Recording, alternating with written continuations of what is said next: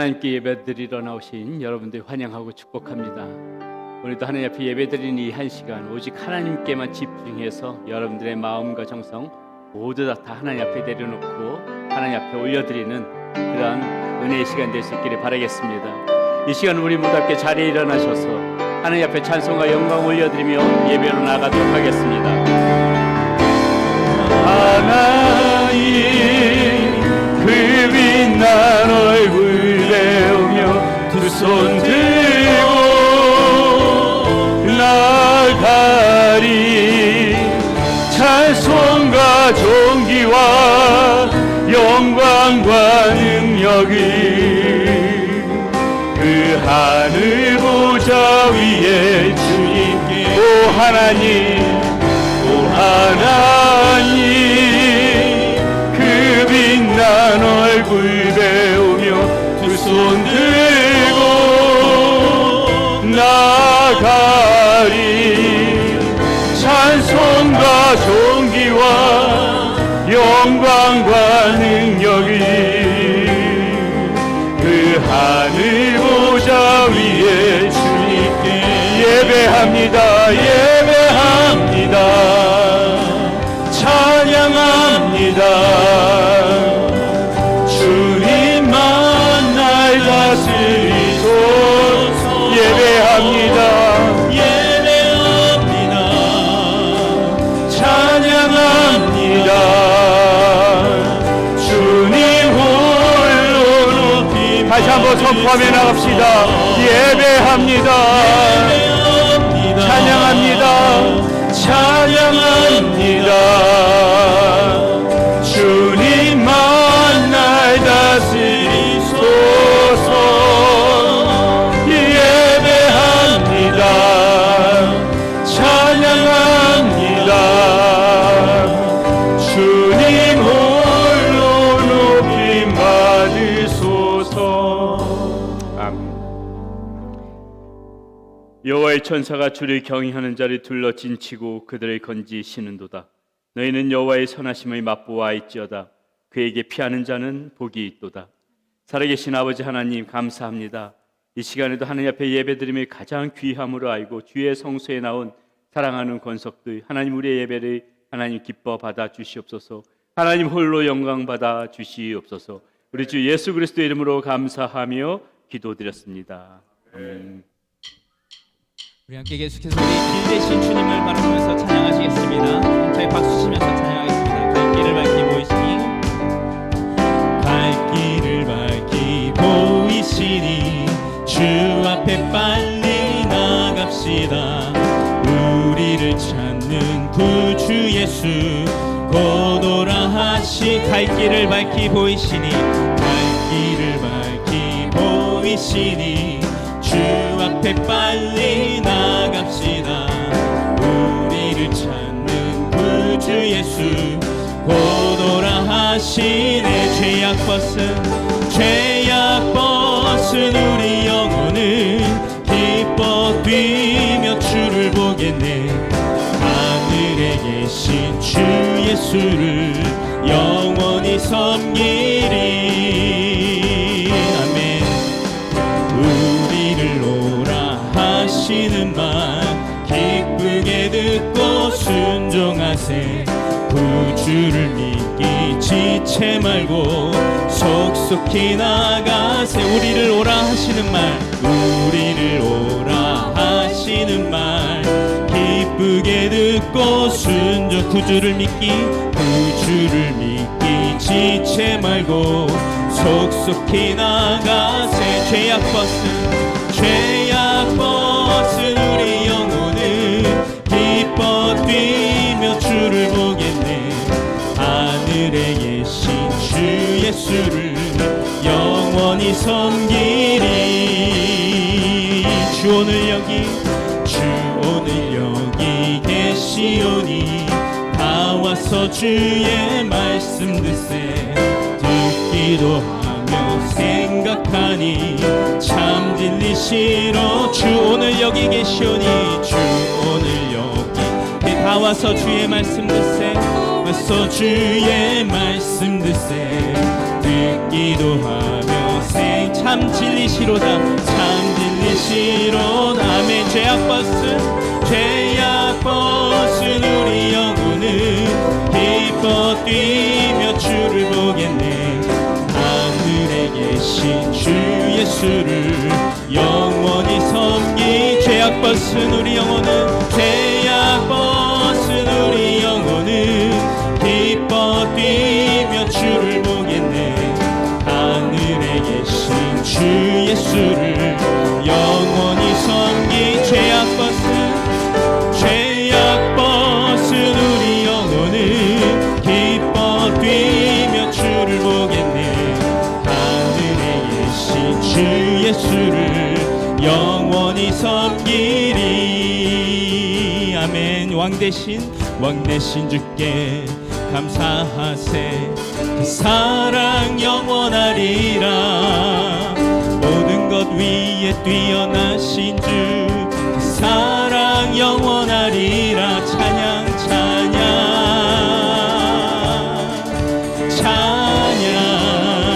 능력의 손과 펴신 팔로 그 사랑 영원하리라.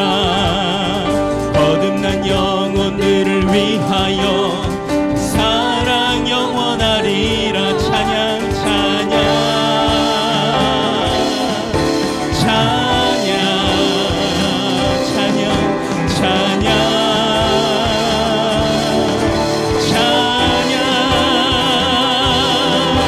영원히 신실하신 능력의 하나님 영원히 함께하리. 영원히 신실하신 능력의 하나님 영원히 함께하리. 영원히 해 뜨는 데서 지는 데까지 그 사랑 영원하리라. 주내로 우리 걸어가리. 그 사랑 영원하리라. 찬양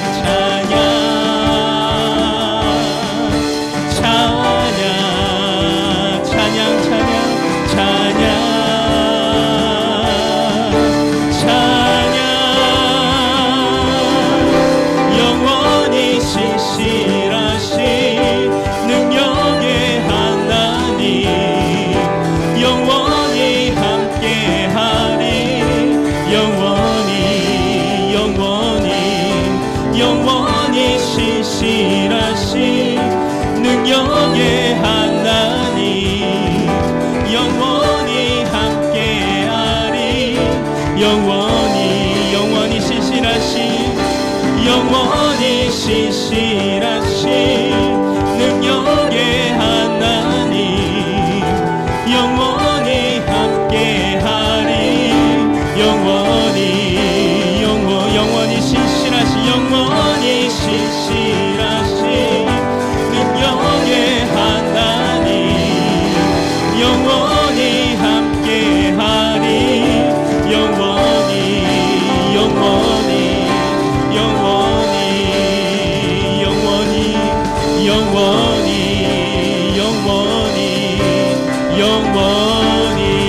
할렐루야. 영원히 우리 함께 하신 하나님께 큰 박수로 영광 돌리시겠습니다. 아멘. 우리 자리에 앉으셔서 계속해서 찬양하시겠습니다.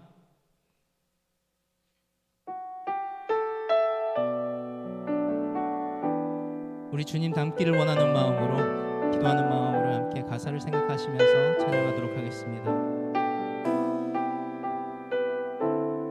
보소서 주님 나의 마음은 선한 것 하나 없습니다. 그러나 내 모든 것 주께 드립니다.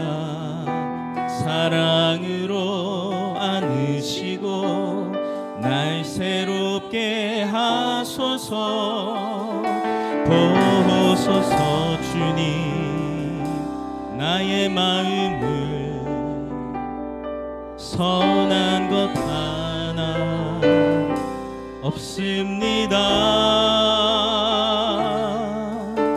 그러나 내 모든 것 주께 드립니다. 사랑으로 안으시고 날 새롭게 하소서. 주님 마음 내게 주소서. 내 아버지 주님 마음 내게 주소서. 나를 향하신 주님의 뜻이 이루어지도록 주님 마음 내게 주소서. 우리 다시 한번 고백하겠습니다. 보소서 주님, 나의 마음을 선한 것 하나 없습니다. 그러나 내 모든 것 주께 드립니다. 사랑으로 안으시고 날 새롭게 하소서. 주님 마음 내게 주소서. 주님 마음 내게 주소서. 내 아버지 주님 마음 내게 주소서. 나를 향하신 주님의 뜻이 이루어지도록 주님 마음 내게 주소서. 주님 마음 내게 주소서. 주님 마음 내게 주소서. 내 아버지 주님 마음 내게 주소서. 나를 향하신 주님의 뜻이 이루어지도록 주님 마음 내게 주소서. 내게 사랑을 가르치소서. 내게 사랑을 가르치소서. 당신의 마음으로 용서하게 하소서. 주의 성령 내게 채우사 주의 길 가게 하소서. 주님 당신 마음 주소서. 주의 성령 내게 채우사 주의 성 내게 채우사 주의 길 가게 하소서. 주님 당신 마음 주소서. 주님 마음 내게 주소서. 내 아버지 주님 마음 내게 주소서. 나를 향하신 주님의 뜻이 이루어지도록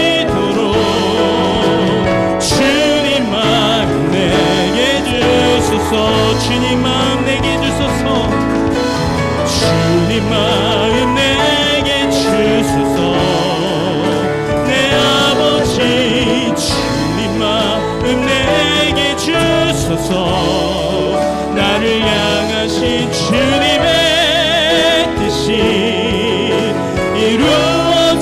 이루어지도록 주님 마음 내게 주소서. 우리 함께 고백합니다. 예수 닮기를 예수 닮기를 예수 보기를 예수만 높이기 내가 원하네. 내 평생 소원 예수 닮기를 예수만 닮기를 내가 원하네. 예수 닮기를 예수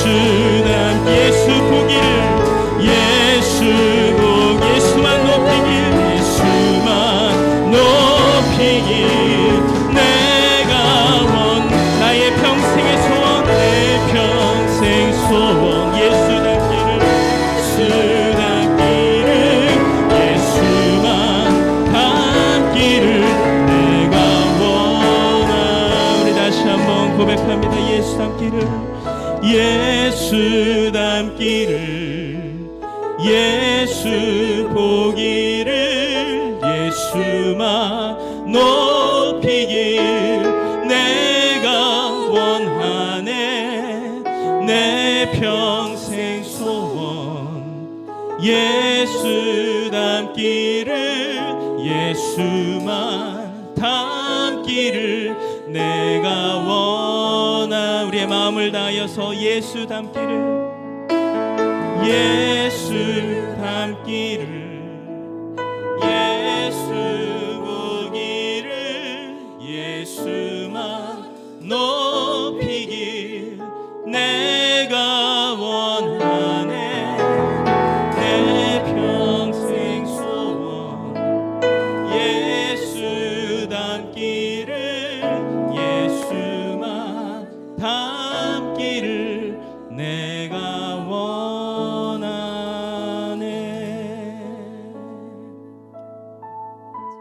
우리 잠시 시간 기도하시겠습니다.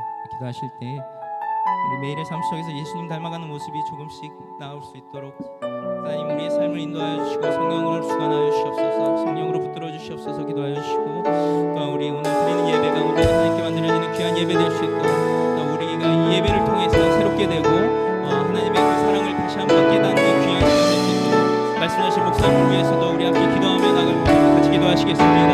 아버지 하나님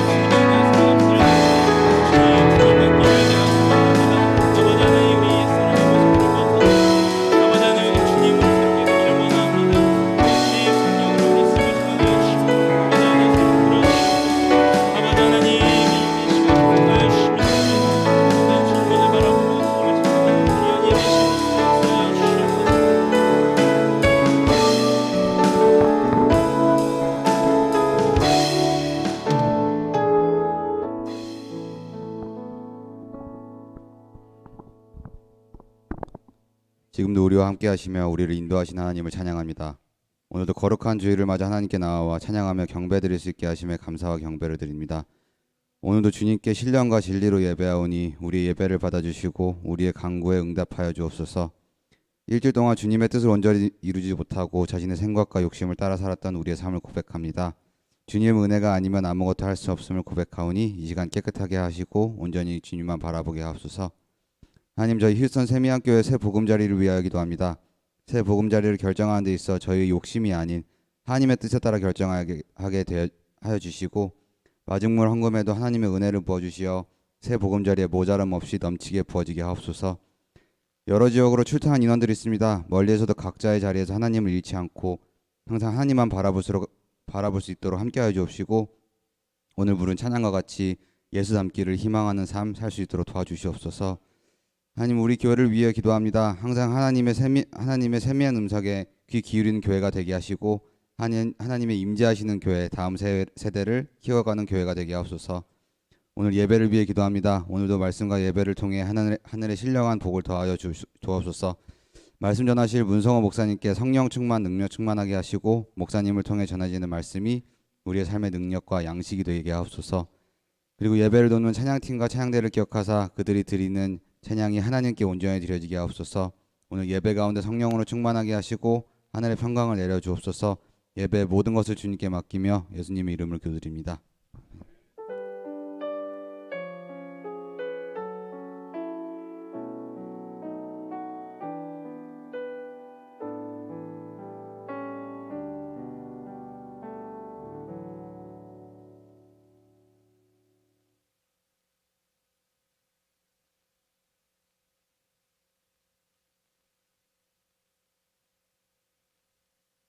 네, 우리가 두 달에 한 번씩 하는 이 성만찬을 통하여서 주님의 상과 주님의 그러한 떡을 나누면서 우리 주 예수 그리스도의 은혜와 사랑이 다시 한번 우리의 마음속에서 다시 한번 각인되어지는 그러한 은혜의 시간 될 수 있기를 소원합니다. 하나님의 사랑과 은혜를 기억하면서 이제 떡과 잔을 나눕니다. 이 떡과 잔은 주님의 몸과 보혈을 상징합니다.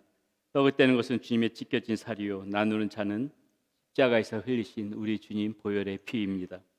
모두 다 우리를 죄로부터 구원하시기 위한 우리 하나님의 사랑과 예수 그리스도의 은혜가 이 떡과 잔에 담겨 있습니다. 그러므로 우리는 이 떡과 잔을 나눌 때마다 주님을 기억해야 할 것입니다.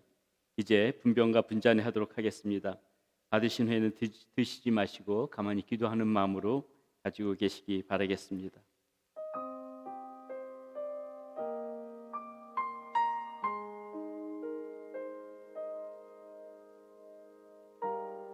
그는 주 앞에서 자라나기를 연한 순 같고 마른 땅에서 나온 뿌리 같아서 고운 모양도 없고 풍채도 없은즉 우리가 보기에 흠모할 만한 아름다운 것이 없도다. 그는 멸시를 받아 사람들에게 버림받았으며 강고를 많이 겪었으며 질고를 아는 자라. 마치 사람들이 그에게서 얼굴을 가리는 것 같이 멸시를 당하였고 우리도 그를 귀히 여기지 아니하였도다. 그는 실로 우리의 질고를 지고 우리의 슬픔을 당하였거늘 우리는 생각하기를 그는 징벌을 받아 하나님께 맞으며 고난을 당한다 하였노라. 그가 찔림은 우리의 허물 때문이요 그가 상함은 우리의 죄악 때문이라. 그가 징계를 받음으로 우리는 평화를 누리고 그가 채찍에 맞음으로 우리는 나음을 받았도다. 우리는 다 양 같아서 그를 행하여 각기 제 길로 갔거늘 여호와께서는 우리 모두의 죄악을 그에게 담당시키셨도다.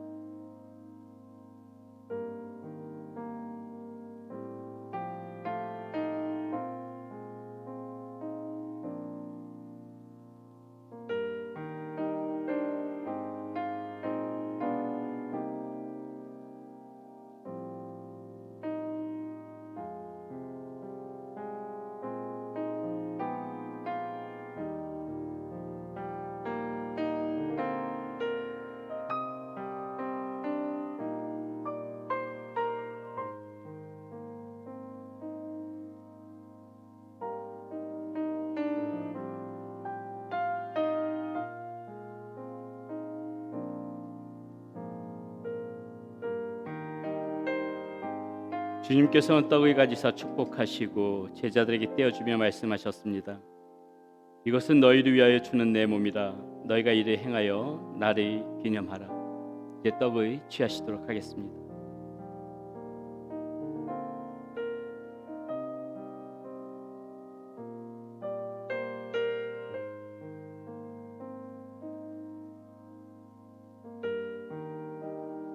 그 잔을 가지사 감사기도 하시고 제자들에게 주며 말씀하셨습니다. 너희가 다 이것을 마시라. 이것은 죄사함을 얻게 하려고 많은 사람을 위하여 흘리는 바 나의 피 곧 언약의 피니라. 이제 잔을 취하시도록 합니다.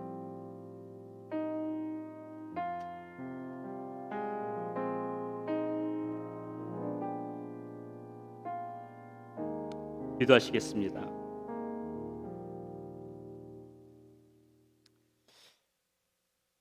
주님, 이 시간 주님의 사역과 피를 통하여 오늘 우리와 함께 하시며 우리를 용서하여 주시고 부활의 소망을 확인하게 하시니 감사합니다. 더 이상 좌절과 두려움 속에서 죄의 노예로 살지 않고 주님의 빛 가운데로 걸어가는 그러한 인생이 되게 하여 주시옵소서. 우리 주 예수 그리스도의 이름으로 감사하며 기도드렸습니다. 아멘. 할렐루야. 여러분 반갑습니다. 우리 앞뒤 옆 사람 바라보면서 우리 다시 한번 반갑게 인사 한번 나누도록 하겠습니다. 예, 잘 오셨습니다. 오늘도 예배 가운데 큰 은혜 받으시기를 바라겠습니다. 예, 주보 보면서 교회 소식 함께 나누도록 하겠습니다. 예, 우리가 계속해서 우리가 함께 준비하는 마음으로 그렇게 기도해왔던 창립 3주년 기념 예배가 이제 다음 주로 다가왔습니다. 네, 우리가 정말 코로나 속에서 이렇게 교회 3년 전에 교회를 개척하였는데 하나님의 은혜로 또 많은 성도님들 함께 예배드리는 그런 귀한 공동체로 자라났습니다. 바쁘신 일정도 있겠지만 특별히 다음 주는 어디 타 도시들 가시지 마시고 꼭 모두 함께 예배 참석하셔서 함께 우리 하나님 앞에 은혜와 또 그 영광을 올려드리는 그런 시간 될 수 있기를 바라겠습니다. 또 그날은 또 우리가 패밀리 선데이로 하면서 또 함께 축제 시간으로도 같이 보낼 터이니까는 주변에 또 모시고 싶은데 같이 모시고 오면 감사하겠고요. 또 아울러서 오후 3시에 우리 김영관 전도사님 목사 안수식이 있습니다. 다음 주일 날은 그냥 교회 푹 계신다고 생각하시고 목사 안수 씨까지 여러분들 다 한 분도 가시지 마시고 제가 출석을 부를 수도 있습니다. 모두 다 참석하셔가지고 축하해 주시면은 감사하겠습니다. 아멘. 네. 오늘 예배 후에 목양협의회가 있고요. 그리고 우리 주보 교동 중에 보게 되면은 우리 2부 예배 안수현 자매, 우리 바이올린 기던 자매 생각났죠? 우리 안수현 자매가 이 콜로라도에 있는 그 심포니의 종신단원으로 그렇게 입단이 되어졌습니다. 그래서 미국에 돌아왔는데 보시게 되게 되면 아마 다음 주도 이제 당분간 예배에 나오면서 그렇게 저기 할 텐데 보시면 축하해 주시고요. 바라기는 이제 계속 아까 소연자매 보고도 얘기했지만은 콜로라도에서 머문다 생각하지 말고 이제 휴스턴으로 종신단으로 다시 옮겨질 수 있도록 우리도 기도할 테니까는 본인도 계속 기도하라고 본인이 아주 아멘하면서 자기도 그러겠다 그러더라고요. 이렇게 여러분 같이 기도해 주시면 감사하겠습니다. 우리 건강 위해서 기도해 주실 분이 계신데 거의 심지혁 집사님 위해서 계속 기도해 주시지만은 특별히 우리 에스더 집사님 어머니 전춘희 전도사님이신데 지금 대장암 진단을 받으셨고요. 또 다른 데 전이되어진 곳이 없는지 지금 이렇게 아마 결과가 이제 며칠 뒤면 나올 것 같은데 특별히 우리 전춘희 전도사님입니다. 계속해서 여러분들의 기도가 필요하니까는 기도해 주시면 감사하겠습니다. 다음 주에 주보에도 올려주시고요. 또 우리 금요성령 집회 때도 계속 열심히 우리 전도사님을 위해서 기도해 주시면 감사하겠습니다. 오늘 우리에게 주신 하나님 말씀 함께 보도록 하겠습니다. 오늘 우리에게 주신 하나님의 말씀은 사무엘상 18장 1절에서부터 4절까지 말씀입니다. 사무엘상 18장 1절에서부터 4절까지 말씀. 모두 함께 우리 자리에 일어나셔서 저와 여러분들이 한 목소리로 같이 봉독하도록 하겠습니다. 다윗이 사울에게 말하기를 마침에 요나단의 마음이 다윗의 마음과 하나가 되어 요나단이 그를 자기 생명같이 사랑하니라. 그날에 사울은 다윗을 머무르게 하고 그의 아버지의 집으로 다시 돌아가기를 허락하지 아니하였고 요나단은 다윗을 자기 생명같이 사랑하여 더불어 언약을 맺었으며 요나단이 자기가 입었던 겉옷을 입어서 다윗에게 주었고 자기의 군복과 칼과 활과 띠도 그리하였더라. 아멘. 이 자리에 앉으시겠습니다. 기도합니다. 하나님 감사합니다. 오늘도 말씀 속에서 주님 닮아가는 우리의 삶이 되지게 하여 주시옵소서. 하나님 앞에 올려드린 예물 주의 영광 위하여 쓰임받는 예물이 되지게 하여 주시고 우리 사랑하는 성도님들 물질 때문에 어려움 겪는 가정 한 가정도 없도록 우리 하나님께서 물 붓듯이 부어주시는 큰 은혜 누리게 하여 주시옵소서. 우리 주 예수 그리스도의 이름으로 감사하며 기도드렸습니다. 아멘. 죄송합니다. 오늘 새로 오신 분인데 제가 미처 소개되지 못했습니다. 아직까지 개척교회 특성을 버리지 못해가지고 제가 아직 충분히 보지 못합니다. 우리 환영 한번 해주시면 감사하겠습니다. 오늘 우리 교회 처음 방문해 주셨는데요. 예, 감사합니다. 1984년도에 개봉된 영화 중에서요 아마데우스라는 영화 있습니다. 아마 여러분들 중에서 보신 분들도 꽤 계실 거라고 생각합니다. 음악 영화입니다.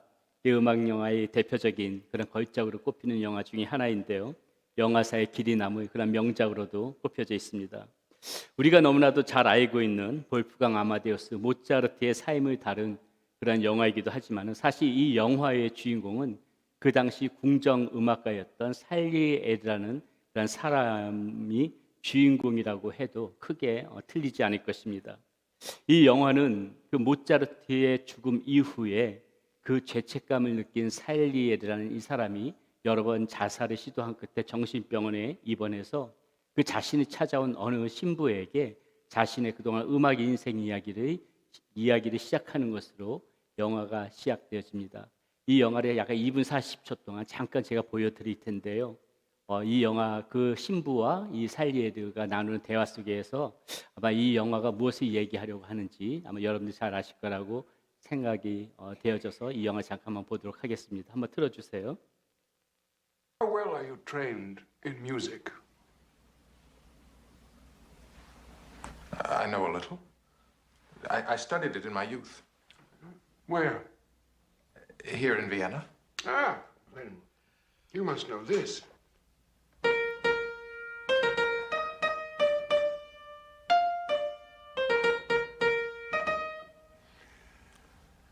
I can't say that I do. What is it? It was a very popular tune in its day. I wrote it. Here. How about this? This one brought down the house when we played it first.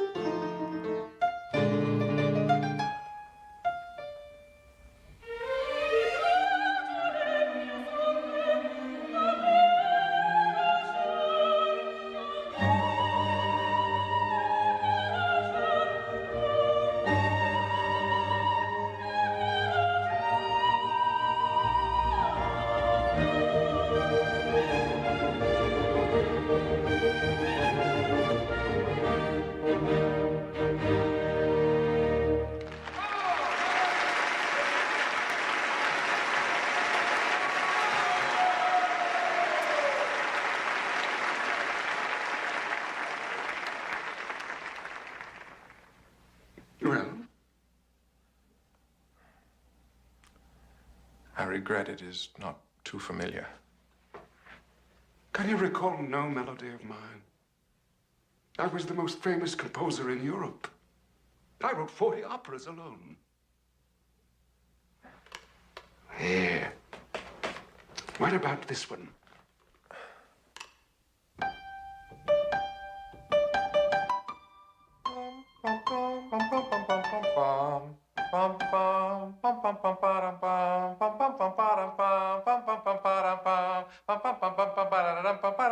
Yes, I know that. Oh, that's charming. I'm sorry, I didn't know you wrote that. I didn't.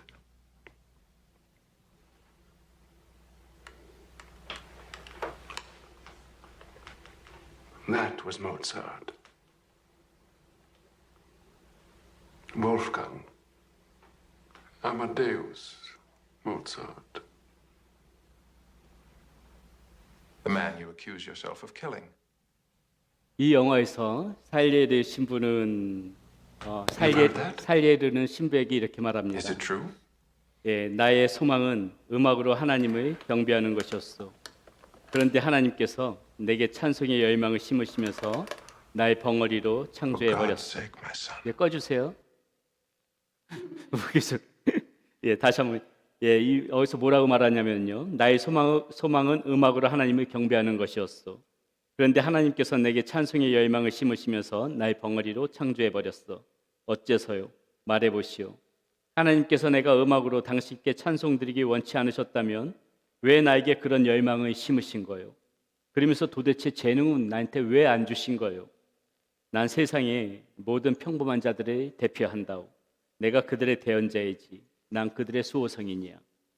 언뜻 보면은 모차르트의 천재성을 조명하고 그의 비극적인 최후를 다룬 영화 같지만은 사실 이 영화를 보다 보게 되면은요, 아무리 몸이 부서져라 노력해도 절대 천재를 따라잡을 수 없는 그런 범죄의 고뇌와 좌절이 이 영화 속에 고스란히 담겨져 있음을 보게 됩니다. 당대 최고의 음악가로서 궁정음악가로서의 위치까지 올라온 모든 것을 거머쥐었던 그러한 살리에르였지만은 갑자기 나타난 이 모차르트에 의해서 그의 인생이 한순간에 가려진 인생이 되어버린 사건. 그래서 이 영화는 아마 살리에르가 주인공이라고 할 수가 있을 것입니다. 물론 많은 부분들이 이 영화에서 다른 내용들이 픽션이지만은 충분히 우리가 이럴 수도 있겠다는 그런 상상을 해볼 수 있는 그런 부분이라고 할 수 있겠습니다.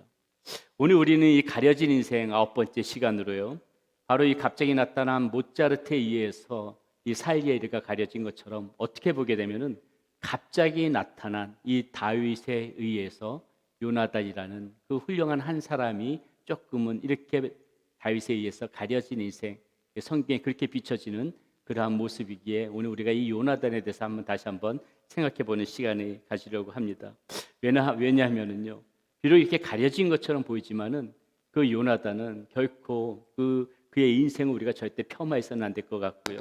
또 다윗의 조명에 이 요나단의 인생이 함몰되어지는 것이 아니라 이 요나단을 가만히 살펴보게 되면은 요나단 옆에서 또 그 다윗 옆에서 요나단도 굉장히 크고 찬란한 그런 빛을 발하는 그런 인생이었다는 것을 우리는 확인하게 될 것입니다. 그래서 우리는 오늘 이 요나단의 행적을 좀 같이 저와 여러분들이 생각하면서 요나단이 도대체 어떤 사람이었을까 한번 전체 다 나눌 수는 없지만 몇 가지 면에서 한번 그 진면목을 다뤄보려고 합니다. 자, 요나단이라는 이름은요, 하나님께서 주셨다 이런 이름의 뜻을 가지고 있습니다. 사울은 첫 아들을 낳고 그의 이름을 이렇게 지었습니다. 타락하기 전까지 겸손했던 사울은 이 하나님의 은혜를 기억하고 그 하나님의 은혜에 감동해서 요나단이라는 이런 멋진 이름을 그에게 지어줬습니다. 그러나 사울은 그게 어떻습니까? 저와 여러분들이 잘 알다시피 후에 사울은 자꾸 변하기 시작하지요. 여러분, 부모가 자녀에게 이름을 지어준다는 것은 그 자녀가 그 이름에 걸맞게 살아갔으면 하는 그러한 소망을 담아서 그런 이름을 지어주기도 하지만은요, 또 한편으로 생각하면 부모 역시도 자신이 이름을 지어준 그 자녀를 보면서 부끄럼 없는 인생을 살아가야 한다는 의미이기도 할 것입니다. 여러분들께서 여러분들의 자녀의 이름을 지어주실 때 대충 아무렇게나 지어주신 분들 이 자리에 아무도 안 계실 것입니다. 아마 그 이름대로 살라는 의미에서 굉장히 신중을 기해서 이름들을 지어줬겠지요. 그러나 부모는 자녀의 이름을 그렇게 지어준 것만으로 끝나는 것이 아닙니다. 그 자녀가 그 이름대로 잘 살아가도록 부모로서의 역할, 그리고 그 자녀가 커가는 모습을 보면서 정말 그 자녀 앞에서 부끄러움이 없는 신실한 신앙인의 모습으로 살아가야 한다는 그런 책임감도 그 이름 가운데 있다는 것을 여러분 잘 알고 그렇게 우리는 그 가정 가운데서 살아가야 될 것이라고 생각합니다. 사울은 그런 면에서는 어떻게 보면 실패했지요. 신앙적으로 바른 삶의 모습을 요나단 앞에서 보여주지 못했습니다. 그러나 다행스럽게도 어떻습니까? 요나단은 이러한 여건 속에서도 아름다운 하나님의 사람으로 그렇게 자라가고 살아갑니다. 우리는 환경이 좋지 않으면 그것을 탓하죠. 많은 죄를 짓는 사람들이 핑계 대는 것 중에 하나가 무엇입니까? 내가 가정 환경이 조금만 좋았다면 내가 이런 죄를 저지르지 않았을 거다. 마치 가정 환경이 안 좋은 것이 자신이 죄를 지을 수밖에 없는 마치 정당한 것처럼 그렇게 변명하는 것을 우리는 종종 보게 됩니다. 그러나 여러분, 그것은 절대로 정당화될 수 없다는 거 저와 여러분들이 잘 아실 것입니다. 만약 그것이 맞다면은 브로큰된 가정들의 자녀들은 다 범죄자가 됐어야 되는 것이에요. 그런데 어떻습니까? 우리가 주변에서 보듯이 그런 결손된 가정 가운데서 자랐으면서도 얼마든지 훌륭한 자녀로 훌륭한 그런 성인으로 이렇게 자라나는 그런 사람들 우리가 얼마나 많이 보게 됩니까? 그렇기 때문에 이것은 결코 정당화될 수가 없지요. 요나단도 어떻습니까? 보게 되면은 비록 자신의 아버지 사울이 하나님을 거역하고 떠나가는 그런 삶의 모습을 보이지만은 그 뒤를 밟지 않지요. 아버지처럼 점철된 그러한 인생을 살아가는 것이 아니라 정말 자신의 이름의 뜻을 잊지 않고 그 이름에 걸맞게 아름다운 삶, 그런 품격 있는 신앙인의 삶을 살아가는 모습이 이 요나단의 모습 가운데 담겨져 있습니다. 그래서 우리는 오늘 이런 요나단을 통하여서 한번 이 모습을 보면서 우리의 삶을 한번 조명해 봤으면 좋겠어요. 요나단을 통해서 본 이 하나님의 자녀, 과연 어떠한 삶을 살아가는 것이 맞는 것인가? 그거 한번 저와 여러분들이 오늘 한 두 가지 정도 면에서 한번 나눠보려고 합니다. 첫 번째, 요나단 어떤 사람이었는가? 배짱 있는 믿음의 소유자였다. 요나단 참 배짱 있는 믿음의 소유자였다는 것을 우리는 보게 됩니다. 요나단이라는 이름은 사무엘상 13장에 처음 등장합니다. 블레셋과의 전투에서 아버지 사울과 함께 그 전투에 나와서는 요나단의 모습을 보게 되죠. 압도적인 이 블레셋의 군대 앞에서 사울을 비롯한 이스라엘 군대는 두려움에 사로잡혀 숨어있기에 급급합니다. 사무엘상 13장에 보니까는 그 군사력을 비교하는 장면이 나오는데요. 이 당시 블레셋의 군대는 병거가 3만이요, 그 다음에 마병이 6천 명인데 반해서 이스라엘 군대는 고작 3천 명이라고 나와 있습니다. 그 중에 3천 명 중에 2천 명은 사울과 함께 있고요, 1,000명은 지금 요나단과 함께 있습니다. 중과 부적, 되지도 않는 싸움이죠. 이 싸움은 보나마나 뻔한 싸움인 것이 누구나 생각할 수 있는 그런 부분입니다. 그렇기 때문에 어쩌면 이 이스라엘 군대가 숨기에 급급했다는 것이 나름 타당하기도 합니다. 그러나 어떻습니까? 요나단은 절대로 두려움에 사로잡히지가 않아요. 이 장면에서 보게 되면은 그런 그 절대적인 블레셋의 그 군사력 앞에서도 위축되고 두려워하는 것이 아니라 오히려 자신의 신복과 함께 그 블레셋의 진지를 급습하는 장면이 이 사무엘상 13장에 나옵니다. 도대체 그 장면을 보게 되면은 요나단이 도대체 무슨 배짱으로 저럴 수가 있을까? 어떻게 그 말도 안 되는, 정말 그 부하 한 명과 함께 어떻게 그 말도 안 되는 그러한 그 상황을 벌이면서 그 블레셋 진지로 급습할 그런 마음이 생겼을까? 사무엘상 14장 6절에 보니까는요, 요나단이 왜 그랬는지 요나단의 생각이 잘 나타나 있더라고요. 이렇게 나와 있습니다. 요나단이 자기의 무기를 든 소년에게 이르되 우리가 이 할례 받지 않은 자들에게로 건너가자. 여호와께서 우리를 위하여 일하실까 하노라. 여호와의 구원은 사람이 많고 적음에 달리지 아니하였느니라. 여호와의 구원은 사람이 많고 적음에 달리지 않았다. 저들은 비록 병거 3만, 마병 6천, 3만 6천 명이고 우리는 3천 명이지만은 10대 1에 불과한 군사력밖에 안 되지만은 그러나 여호와의 구원은 사람의 많고 적음에 달려 있지 않다. 요나단은 그 마음을 갖고 있기 때문에 담대하게 그 부 한 명과 함께 적의 진지로 급습할 수가 있었던 것입니다.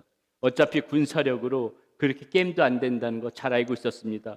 요나단이 무모한 사람이라서 그런 것이 아닙니다. 요나단이 상황 판단을 못해서 그런 것이 아니에요. 요나단은 전쟁의 송패가 이 군사력에 있는 것이 아니라는 것을 굳건히 믿고 있었다는 것입니다. 바로 그런 믿음이 지금 여호와의 구원은 사람이 많고 적음에 달려 있는 것이 아니라는 그의 고백 속에 고스란히 담겨 있다는 것이에요. 결국 요나단은 어떻습니까? 자신의 부하와 함께 블레셋 진영으로 건너가서 그 좁은 지역 안에서 순식간에 20명의 블레셋 군사들을 물리칩니다. 그리고 이것을 계기로 블레셋 군대가 굉장히 두려움이 휩싸여져요. 블레셋 군대 두려움에 휩싸여서 결국은 사무엘상 13장에 보니까는 자기들끼리 자중질환을 일으킵니다. 그러면서 결국은 이스라엘 군대에게 패하는 모습으로 그렇게 말씀이 전개되어지죠. 이 일과 비슷한 사건이 얼마 후에 여러분들이 잘 알고 있는 다윗에 의해서 똑같이 또 이렇게 이런 일들이 펼쳐지는 것을 보게 됩니다. 다윗이 이스라엘 역사에 전면적으로 나타내는 계기가 되는 사건이죠. 네, 여러분들이 너무나도 잘 알고 있는 사건입니다. 그런데 똑같이 이스라엘과 이 블레셋 군대 간의 대치 상황에서 적장 거인 골리앗 앞에서 이 소년 다윗은 이렇게 외치고 있는 것을 볼 수가 있습니다. 또 여호와의 구원하심이 칼과 창에 있지 아니함을 이 무리에게 알게 하리라. 전쟁은 여호와의 손에 속한 것인즉 그가 너희를 우리 손에 넘기시리라. 여러분, 이 요나단이 앞에 여호와의 구원은 사람의 많고 적음에 달려 있지 않다. 이 고백과 지금 다윗의 고백, 여호와의 구원하심이 칼과 창에 있지 않다. 너무나도 닮은 고백 아닙니까? 너무나도 비슷한 마음 아닙니까? 다윗 역시 어땠는 거예요? 다윗 역시 상황을 보지 않았다는 것이에요. 유분리를 따지지 않았다는 것입니다. 요나단과 다윗의 공통점이 그렇다면 무엇이에요? 둘 다 배짱 있는 믿음의 소유자였다는 것을 우리는 알 수가 있는 것이에요. 여러분, 이 배짱이 어디서 나오는 겁니까? 요나단과 다윗이 원래부터 타고날 때부터 배짱이 두둑한 사람으로 태어나서 이런 일을 벌였을까요? 아니죠. 여러분, 이들이 배짱을 가진 이유는 딱 하나입니다. 무엇이에요? 하나님을 믿는 그 믿음, 하나님이 나와 함께 하신다는 그 믿음 때문에 지금 이들은 배짱이 있다는 것이죠. 하나님께서 자신들과 함께 할 것이라는 그 믿음이 요나단과 이 다윗한테는 굳건히 있었던 것이에요. 우리가 여호와의 이름으로 나갈 때, 내가 하나님의 이름으로 나갈 때 하나님이 나와 함께 하신다 그 사실을 믿으면서 하나님은 내가 그렇게 하나님을 믿고 따르면은 하나님은 절대로 나를 실망시키지 않을 것이다. 하나님은 내 인생 가운데 반드시 승리를 가져다 줄 것이다. 이러한 굳건한 믿음이 있었기 때문에 다윗과 요나단은 오늘 이렇게 배짱 있는 믿음으로 말도 안 되는 그러한 싸움을 하고 있더라는 것입니다. 여러분, 할만해서 싸움을 한 것이 아니에요. 지금 될 만하다고 해가지고 지금 이런 일을 벌인 것이 아닙니다. 조건이 다 갖추어져 가지고 그래서 싸운 것이 아니라는 거 여러분 너무나도 지금 이 말씀을 보게 되면 잘 알게 되지요. 상식적으로 말이 안 되는 일이죠. 있을 수도 없는 일이죠. 바로 이와 같이 하나님을 있을 수도 없는 일이고 말도 안 되는 상황이지만은 우리가 이렇게 그것을 알면서도 배짱 있는 믿음을 가지고 이렇게 나갈 때 여러분 어떤 일이 벌어지는지 아세요? 종종 하나님께서도 우리 인생 가운데 있을 수도 없는 일, 똑같이 있을 수도 없는 일, 말도 안 되는 일, 도무지 상황이 변화될 수도 없는 그런 일들을 우리 인생 앞에서 변화시켜주는 그런 역사를 펼쳐보시더라는 것이죠. 배짱 있는 믿음으로 나갔더니 정말 있을 수도 없는 일, 말도 안 되는 일을 가지고 우리가 믿음으로 나갔는데 우리 인생 가운데 하나님께서도 똑같이 이렇게 말도 안 되는 일, 있을 수도 없는 그 은혜를 우리 인생 가운데 펼쳐주실 때가 얼마나 많이 있는지 모른다는 것입니다. 사랑하는 여러분, 무조건 무모한 믿음이 옳다고 말씀드린 것이 아니에요. 그러나 이런 배짱 있는 믿음을 점점 잃어가는 것이 아쉬운 것도 사실입니다. 우리는 너무 안전하게만 믿으려고 하지요. 믿음의 모험을 거는 것을 굉장히 두려워합니다. 안 되는 일 같으면은 지레 포기할 때가 많아요. 기도한다고 하면서도 내 생각이 안 되는 일 같이 생각이 되어지면은 조금 기도하다가 맙니다. 아니, 아예 기도 제목으로 삼지도 않아요. 될 것 같은 말, 사람들한테 기도해달라고 할 때도 될 것 같은 것만 가지고 기도해달라고 할 때가 있습니다. 그러니까 어때요? 무슨 일이 이루어져도 이것이 도대체 믿음으로 된 것인지, 이것이 될 만해서 된 것인지 우리는 종종 헷갈리는 것이에요. 이게 내가 정말 열심히 기도해가지고 이 일이 이루어진 것인지, 아니면 될 만한 일이니까 된 것인지 헷갈리다는 것입니다. 이것이 자꾸 헷갈려 버리니까 어때요? 이런 것에 대해서 확신이 없으니까는 하나님이 정말 내 옆에 같이 계시는지, 하나님이 나를 지금 돕고 계시는지 그것조차도 헷갈리는 거죠. 하나님이 멀게만 느껴지는 거죠. 신중한 거 좋습니다. 그러나 때로는 이렇게 배짱 있는 믿음으로 나가는 것도 우리에게 필요하다는 것이에요. 안 될 일 같고 모든 상황이 어려워 보여도 믿음으로 이렇게 부딪혀보는 그러한 여러분들이 되시기를 바라겠습니다. 여호수아가 모세의 바톤을 이어받아가지고 이스라엘 백성들을 이끌고 가나안 땅에 입성하지 않습니까? 그 가나안 땅에 입성하기 전에 보니까는, 말씀에 보니까는 마지막 고비가 있었어요. 무엇이냐면은 그 시기에 이 요단 강물이 언덕에 흘러차고 넘쳐서 물줄기가 너무 세고 물이 많고 강폭이 깊은 겁니다. 긴 거예요. 그 강을, 요단강을 건너야만이 이 가나안 땅에 입성할 수 있는데 그 요단강이 큰 장애물이죠. 그때 하나님께서 여호수아에게 이렇게 말씀하십니다. 너는 언약궤를 맨 제사장들에게 명령하여 이르기를 너희가 요단 물가에 이르거든 요단에 들어서라 하라. 여러분, 이 말씀 한번 평범한 말씀 같지만 자세히 한번 보세요. 지금 이 말씀 자세히 보세요. 하나님께서 뭐라고 말씀하시는 것입니까? 홍해처럼 물이 갈라선 다음에, 물이 다 멈춰버린 다음에 그 다음에 요단강을 건너가라, 이 말씀을 하시는 게 아니에요. 지금 상황은 변한 것이 없습니다. 여전히 요단의 물줄기는 그 어느 때보다도 강하게 흐르고 있습니다. 물도 많이 있어요. 그 상황 그대로인 상태에서 지금 이 제사장 보고 그 요단강 물로 들어서라고 명령하고 있는 것입니다. 쉽게 말하면 얼핏 보면 뭐예요? 죽으러 들어가라는 말과 별반 다르지 않은 말 아닙니까? 그 거센 물줄기 속으로 들어가라고 지금 말씀하고 계시는 거예요. 자, 이런 상황에서 이 제사장들 어떻게 했을까요? 여호수아 3장 15절 16절 말씀 보십시오. 이렇게 나옵니다. 요단이 곡식 거두는 시기에는 항상 언덕에 넘치더라. 궤를 맨 자들이 요단에 이르며 궤를 맨 제사장들이 발이 물가에 잠기자 곧 위에서부터 흘러내리던 물이 그쳐서, 이렇게 했대요. 그 물줄기가 세고 그 깊은 강물 속에 아무 대책 없이 오직 배짱 있는 믿음으로 말씀에 순종해서 그 발을 물에 담근 겁니다. 여러분, 이게 내 일 아니라고 너무 쉽게 생각하지 마세요. 이거 하기가 쉬운 것이 아니라는 것이죠. 그 거센 물줄기 속으로 건너가라고 했으니까 건너가 보자. 제사장들이 그 발을 물에 대는 순간에 어떻게 되는 것입니까? 물줄기가 위에서부터 그 순간에 막혀버린 것이에요. 배짱 없이 할 수 없는 일이라는 것이죠.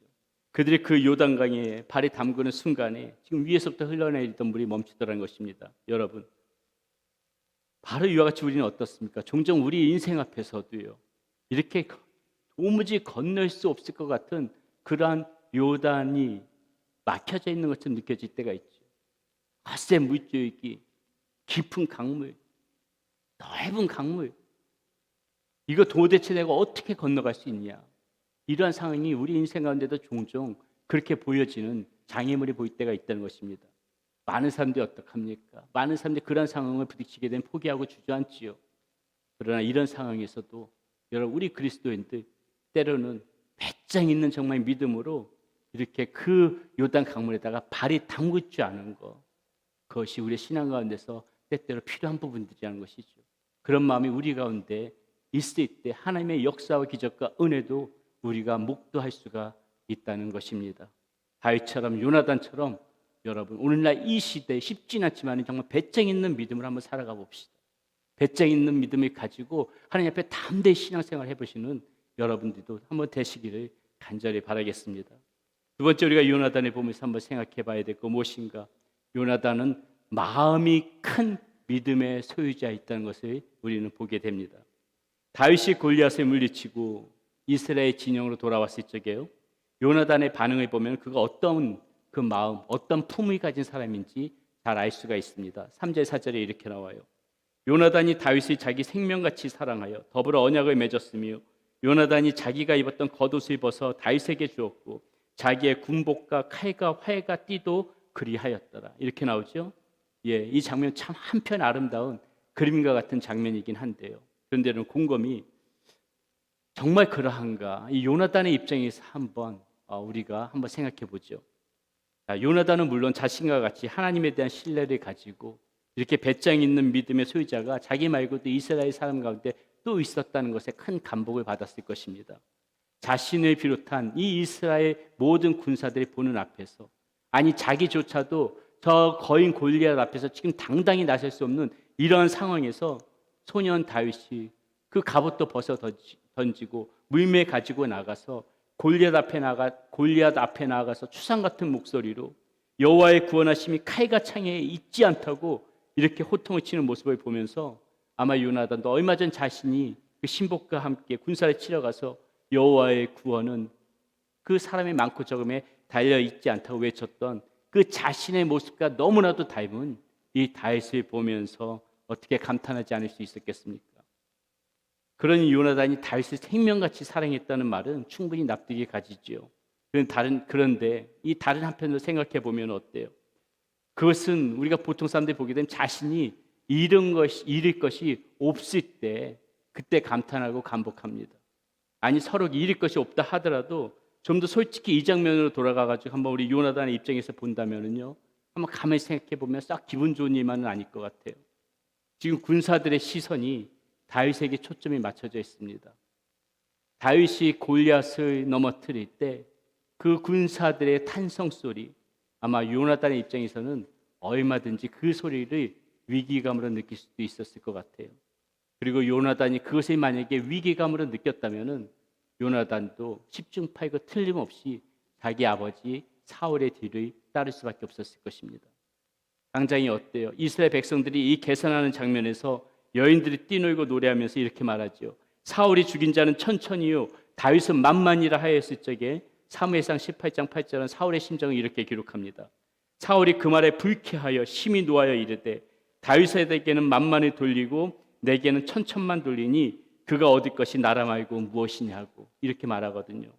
여기서 불쾌하다라고 쓰여진 이 단어의 원뜻을 찾아보니까는 내장이 꼬이다라는 뜻을 가지고 있어요. 여기서 노하다라는 그 표현을 원어의 뜻을 찾아보니까는 안에서 불같이 타다 이런 의미가 있어요. 무슨 말입니까? 사울은 지금 이 말을 듣는 순간에 사울의 마음속에서 내장이 꼬이면서 안에서 타는 듯한 그러한 감정을 느꼈다는 것입니다. 여러분, 이런 마음의 상태를 우리는 뭐라고 말해요? 이런 마음의 상태를 우리는 시기라고 이야기하고 질투라고 말합니다. 시기심, 질투 이럴 때 쓰는 말이죠. 사실 우리가 알다시피 이 시기심 때문에 사울은 우리가 알다시피 이 시기심 때문에 스스로 자멸해간 사람이었습니다. 여기서 요나단의 위대한 점이 나타난다는 것이죠. 요나단이라고 이 백성이 외치는 소리를 듣지 않았겠습니까? 그도 들었겠죠. 그러나 그의 마음에는 어때요? 다윗에 대한 그런 어떤 시기심도 갖고 있지 않았어요. 생명같이 다윗을 사랑하는 그 마음에는 변함이 없었습니다. 그것은 요나단이 하는 말만 들어봐도 잘 알 수가 있어요. 아버지 사울이 다윗을 그렇게 죽이려 할 때 요나단은 아버지 사울에게 다음과 같이 말하는 것을 볼 수가 있습니다.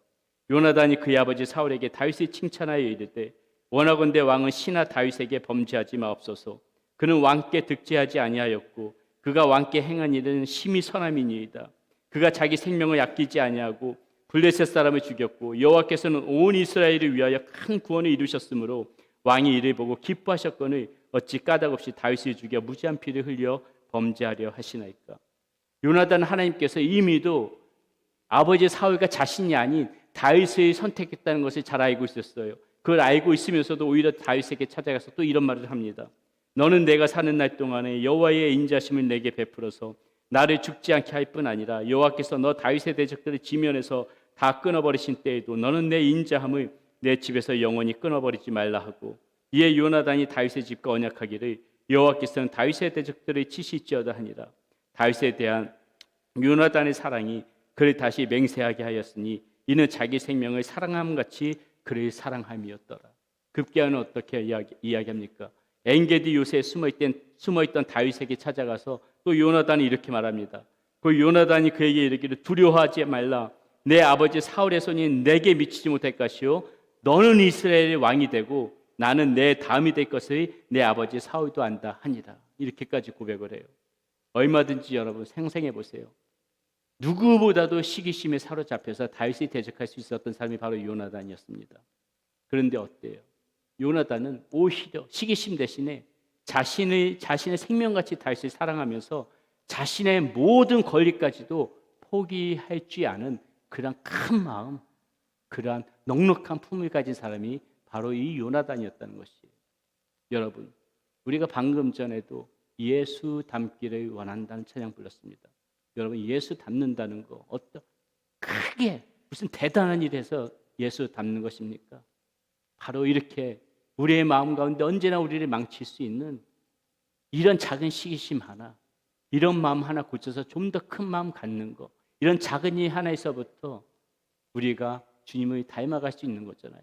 이런 마음, 얼마든지 그것 때문에 내가 시기하고 질투할 수 있지만은 그 마음에 무너지지 않고 좀 더 넉넉한 마음으로 큰 품을 가지고 사람들을 상대한다면은 우리는 오늘보다 내일 다시 한번 예수님을 닮아가는 그런 삶 아니겠습니까? 여러분, 우리가 오늘 이 요나단을 보면서 놓치지 말아야 할 것이 요나단 바로 이 시기심 때문에 자신의 인생을 망치도록 내버려 두지 않았다는 것이에요. 시기심이라는 거요, 이거 여러분 절대로 만만히 봐서는 안 됩니다. 이 감정이 나를 바른 신앙인으로 세워가는데 얼마나 큰 장애가 되는지 아세요? 이것 때문에 나 스스로를 망칠 수도 있고 다른 사람을 아프게 할 수도 있고 더 나아가서는 교회 공동체를 망치게 하는 것도 많이 보게 됩니다. 앞서 서두에서 제가 왜 이 아마데우스 영화를 처음으로 이렇게 서두에 이야기를 꺼내면서 말씀을 시작했을까요? 비록 픽션이 가미된 이야기지만은 한 사람이 시기심에 사로잡힐 때 그 인생이 어떻게 망가지는지를 잘 보여주는 영화라서 저 영화를 처음으로 여러분에게 소개하면서 말씀 시작한 것입니다. 시기와 질투, 이 비슷한 말 같지만은 사실 조금은 다른 뉘앙스가 있습니다. 우리 강남중앙침례교회 그 최병남 목사님이 이 부분에 대해서 말씀하시는 것을 들었는데 참 좀 공감되는 부분이 있었어요.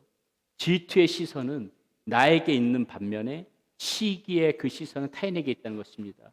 그래서 시기, 질투 비슷한 말 같지만은 질투는 때로는 긍정적인 효과도 가져온대요. 왜? 중심이 나에게 있기 때문에. 이것이 무슨 말이냐? 예를 들어서 어떤 집사님이 열심히 교회에서 봉사를 해요. 그러면요, 질투심을 가진 사람은, 거룩한 질투심을 가진 사람은 저 집사님 열심히 지금 봉사하고 있네. 그래? 나도 지지 않아야지. 나도 열심히 봉사해야지. 나도 저 집사님만큼 열심히 할 거야. 그러면서 열심히 봉사한다는 것이죠. 무슨 말이에요? 시선의 중심을 나한테 두니까는요, 그 집사님을 보면서 질투하면서도 어때요? 나의 자신을 끌어올리는 거예요. 이런 긍정적인 효과도 있다는 것이죠. 어떤 집사님이 열심히 기도를 합니다. 마음에 불같이 질투심이 생겨요. 그런데 어떻게 해요? 그래서 저 집사님 저렇게 열심히 기도해? 나 앉아야지. 저 집사님도 나 오늘 더 오래 기도하고 간다. 그러면서 막 기도 열심히 합니다. 이쯤 되면 각계자가 봤는데 아직도 있어요.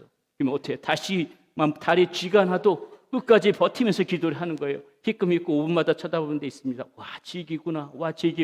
끝까지 안 가네. 그래도 거룩한 질투심을 품고 더 저 집사님이 갈 때까지 안 간다. 그리고 집사님이 가고 나면 그제야 비로소 이제 됐다 하면서 가는 거. 뭐예요? 질투심이죠. 근데 어떻게 해요? 나의 자신을 끌어올리는 거예요. 내 자신을 끌어올리는 거예요. 이렇게. 이런 것이 질투심의 긍정적인 효과가 있는데, 그런데 시기심은 절대 타인에게 시선을 주지 않기 때문에 시기심은 정말 나쁜 거죠. 무조건 끌어내리려고 해요. 어떤 식입니까? 어떤 사람이 무엇을 잘한다. 사람들이 막 칭찬해요. 이야, 저 사람 저거 되게 잘하네. 정말 대단하네. 그러면 어때요? 사람들이 이렇게 이야기하면 같이 박수 쳐주면서 정말 잘해요. 정말 저 사람 정말 대단히 잘해요. 이렇게 이야기하면 좋잖아요. 입이 조금 밑꼬리가 내려가지고 아이고 잘하긴 뭘 잘해. 조금만 하면 누구나 저 정도를 할 수 있지. 이렇게 말하는 사람. 우리 최정 목사님이 찬양 잘한다. 와, 최정 목사님만한 사람 없습니다. 이런 찬양 들어본 적이 없어요. 이렇게 박수면 좋은데, 아이고, 내가 아는 사람 중에 저보다 더 잘하는 사람이 있어. 꼭 이렇게 한마디 꼭 말꼬리로 그렇게 남긴 사람 있잖아요.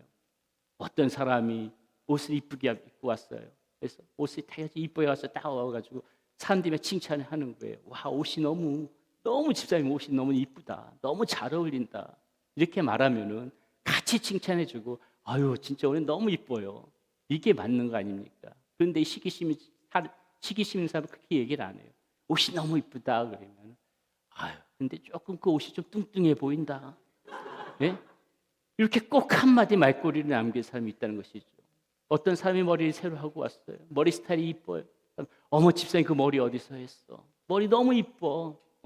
머리 스타일 너무 잘 어울린다. 그러면 맞아. 우리 너무 몇 년은 젊어 보여.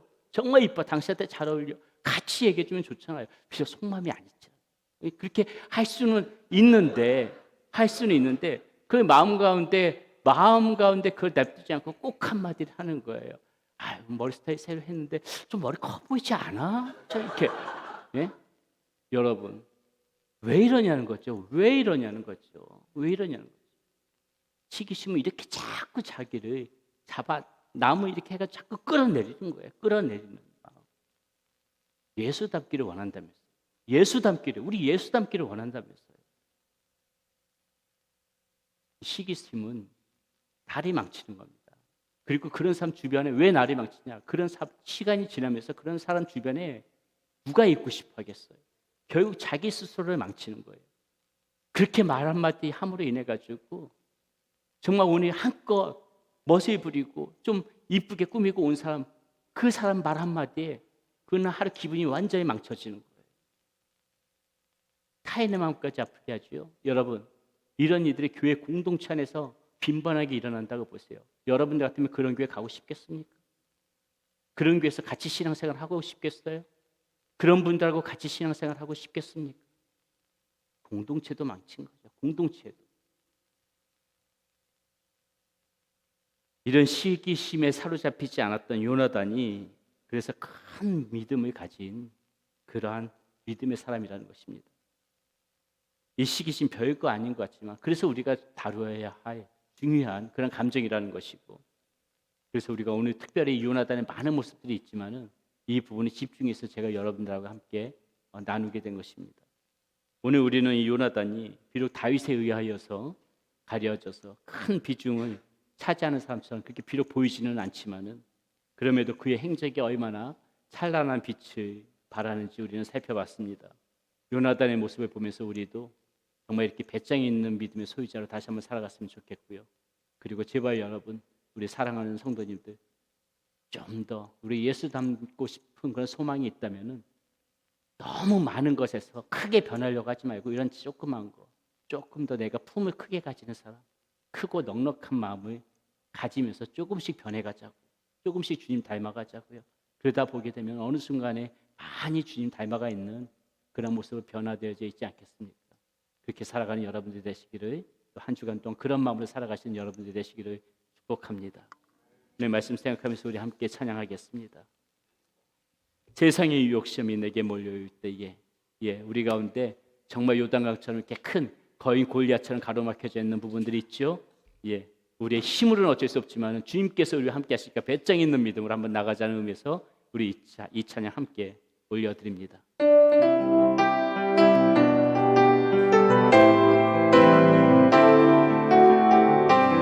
세상의 유혹 시험, 세상의 유혹 시험이 내게 몰려올 때에 나의 힘으론 그것들 모두 이길 수 없네.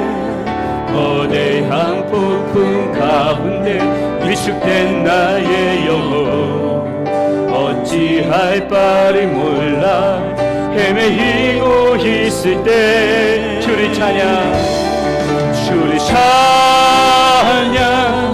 손을 들고 찬양. 전쟁은 나에게 속한 것 아니니 주를 찬양, 손을 들고 찬양. 전쟁은 하나님께 속한 것이니 거짓과 속임수로 거짓과 속임수로 가득 찬 세상에서 어디로 갈지 몰라 머뭇거리고 있네. 공중의 권세 잡은 자 지금도 우리들을 실패와 절망으로 넘어뜨리려 하네. 주를 찬양, 주를 찬양, 손을 들고 찬양. 전쟁은 나에게 속한 것 아니니 주를 찬양, 손을 들고 찬양. 전쟁은 하나님께 속한 것. 주위를 둘러보면, 주위를 둘러보면 아무도 없는 듯 믿음의 눈을 들며 보이는 분 계시네. 지금도 내 안에서 역사하고 계시는 사망과 어둠의 권세 물리치신 예수님. 주를 찬양, 주를 찬양, 손을 들고 찬양. 전쟁은 나에게 속한 것 아니니 주를 찬양, 손을 들고 찬양. 전쟁은 하나님께. 우리 모두 함께 자리를 일어나셔서 다시 한번 선포합니다. 주를 찬양, 손을 들고 찬양. 주를 찬양, 손을 들고 찬양. 전쟁은 나에게 속한 것 아니니 주를 찬양, 손을 들고 찬양. 전쟁은 하나님께 속한 것. 오직 주님 안에 두려움 없네. 오직 주님 안에 두려움 없네. 고난을 통해 날 만드심을 믿네. 주님만이 내 모든 것 되시네. 주의 강한 손 날 붙드시네. 오직 주님 안에 소망이 있네. 내 삶을 통해 영광 받으신 주님. 주님만이 내 모든 것 되시네. 주의 선하심. 우리 마지막으로 다시 한번 선포합시다. 오직 주님 안에 두려움 없네. 고난을 통해 날 만드심을 믿네.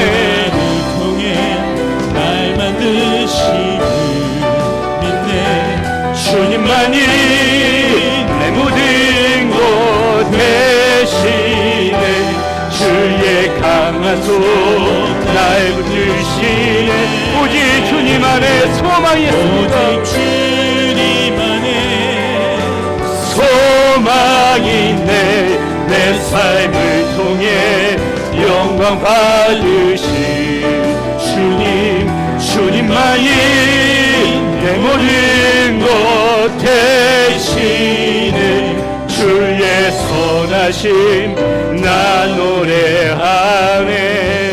그렇습니다. 사랑하는 여러분, 우리가 살아가다 보게 되면은 큰 거인 골리앗처럼 우리 앞에 가로막고 있는 그런 장애물이 보일 때가 있습니다. 큰 물줄기가 흐르고 세차의 물줄기가 흐르는 그 요단강이 내 앞에 떡하니 가로막고 있을 때가 있습니다. 그때 많은 사람들 포기하고 주저합니다. 안 된다고 말합니다. 상황 때문에 안 된다고 말합니다. 조건 때문에 안 된다고 말합니다. 하지만 여러분, 우리는 신앙인입니다. 하나님이 우리와 함께 하시고 계시고 하나님이 늘 우리와 동행하신다는 것을 믿는다면 이러한 상황 속에서 왜 우리가 배짱 있는 믿음을 가지고 못 나갑니까? 배짱 있는 믿음을 가지고 주님, 내가 주님의 이름으로 나갑니다. 주님, 여호와의 구원은 사람의 많고 적음에 달려있는 것이 아니라 칼과 창에 달려있는 것이 아니라 주님이 나와 함께 하신 날 그 믿음으로 내가 충분히 승리할 것을 믿습니다 하는 그런 믿음으로 우리가 얼마든지 살아갈 수 있지 않습니까? 배짱 있는 믿음으로 살아가시기를 바라겠습니다. 우리가 예수 믿기를, 예수 닮기를 소원합니까? 여러분, 큰 마음 가지세요. 속 좁은 사람으로 살아가지 마세요.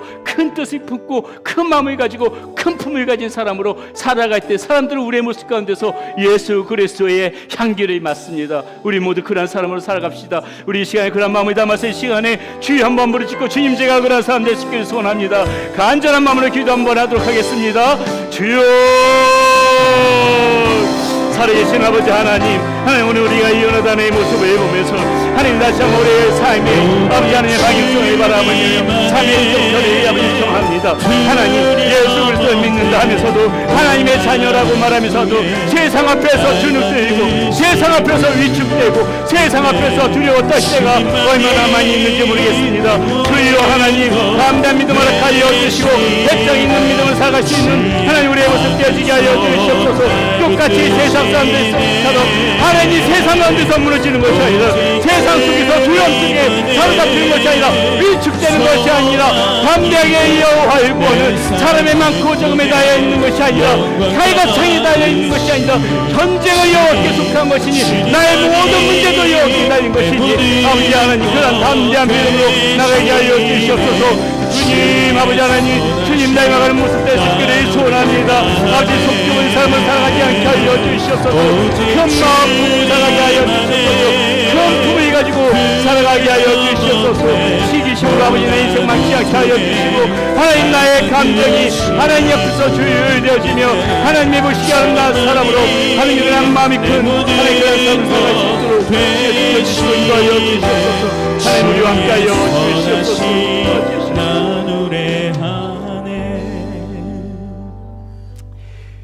이제는 우리 주 예수 그리스도의 은혜와 우리 하나님의 크신 사랑과 성령님의 위로하심과 감동하심과 역사하심이 이제 배짱 있는 믿음으로 또한 주님 닮아가는 그런 마음으로 큰 마음을 갖고 큰 품을 갖고 살아가기를 소원하는 우리 사랑하는 성도님들의 머리 위에 또 우리들의 자녀들 가운데 또 모든 선교사님들 가운데 함께해 주시기를 우리 주 예수 그리스도의 이름을 받들어 간절히 축원하옵나이다.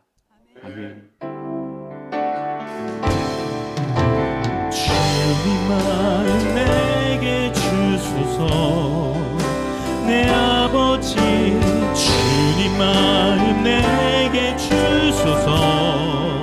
나를 향하신 주님의 뜻이 이루